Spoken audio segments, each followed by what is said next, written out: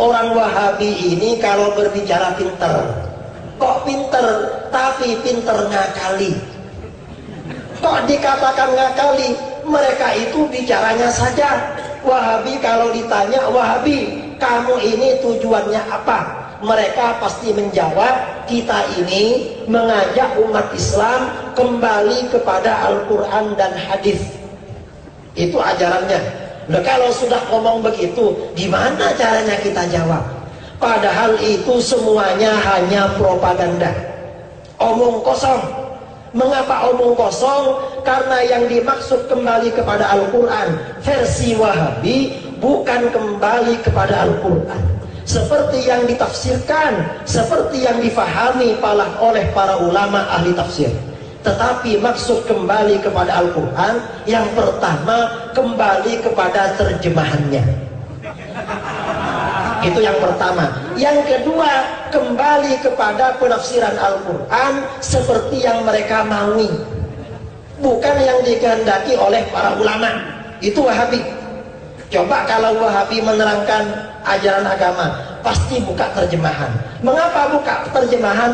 Tidak pernah belajar kitab tafsir. Tahun 2009 saya diundang teman-teman Aswaja di Bali berdebat dengan Wahabi tentang tahlil. Lalu kata Wahabi ini, orang tahlilan di Indonesia ini haram. Saya tanya, mengapa haram? Dilarang di dalam Al-Quran. Saya bilang, saya ini mengaji tafsir di daiyah, di pesantren saya, di pesantren kiai saya, hatam bolak-balik, belum pernah ada tafsir yang mengharamkan, apalagi ayat Al-Qurannya. Ternyata kata pimpinan Wahabi ini, loh ada itu. Di mana? Surah Tabarak ayat 2. Alladzi khalaqal mauta wal hayata liyabluwakum ayyukum ahsanu amala. Allah yang menciptakan hidup dan mati, menciptakan mati dan hidup untuk menguji kamu, siapa di antara kamu yang paling bagus amalnya. Nah, spirit dari ayat ini kita dituntut untuk memperbaiki amal, bukan memperbanyak. Orang yang tahlil maunya banyak-banyak zikir, tetapi tidak bagus. Lalu saya bilang, kamu tidak ngerti maksud ayat itu. Mengapa tidak ngerti? Yang menjadi spirit dari ayat ini, kita ini yang paling bagus amalnya. Kebalikan dari bagus itu adalah jelek. Berarti melarang amalan yang jelek, bukan melarang amalan yang banyak.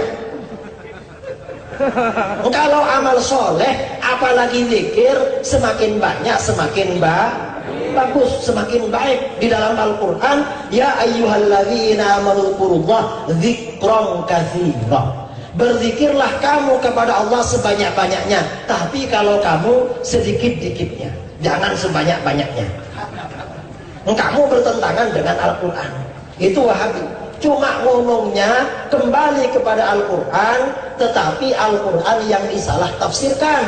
Padahal sabda Rasulullah SAW, man qala fil Qur'an bi ra'yih falyatabawwa maq'adahu minan nar.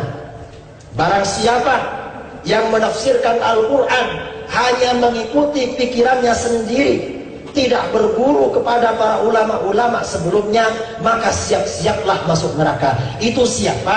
Adalah orang-orang Wahabi. Menafsirkan Al-Quran. Kemudian yang kedua, Wahabi ini sering mengatakan kembali kepada hadis, tapi ini juga propaganda. Mengapa propaganda? Karena yang dimaksud kembali kepada hadis versi Wahabi bukan kembali kepada kitab-kitab hadis seperti yang difahami oleh para ulama ahli hadis. Tapi bagaimana maksud kembali kepada hadis versi Wahabi? Yaitu kembali kepada satu hadis saja. Hadisnya cuma satu, yaitu hadis kullu bid'atin dhalalah. Itu Wahabi. Wahabi ini kemana-mana pasti yang dibawa-bawa kullu bid'atin dhalalah. Ada orang menggelar maulid, nanti mereka akan katakan haram, bid'ah. Mana dalilnya? Kullu bid'atin dhalalah. Nanti ada orang tahlilan, haram, bid'ah, syirik. Mana dalilnya? kullu bid'atin dhalalah. Ada orang anaknya lahir dapat 40 hari lalu bersedekah, kata mereka haram. Mana dalilnya? Kullu bid'atin. Ada orang istrinya hamil mengandung dapat 7 bulan selamatan, datang mereka, nanti mereka akan bilang haram. Mana dalilnya? Kullu bid'atin. Masa semuanya pakai kullu bid'atin?